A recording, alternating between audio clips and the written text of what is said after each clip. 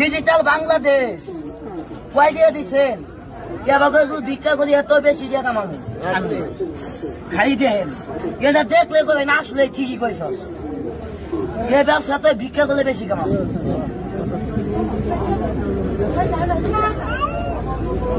ভালো মানুষ কেমনে ভিক্ষা করে দেখি?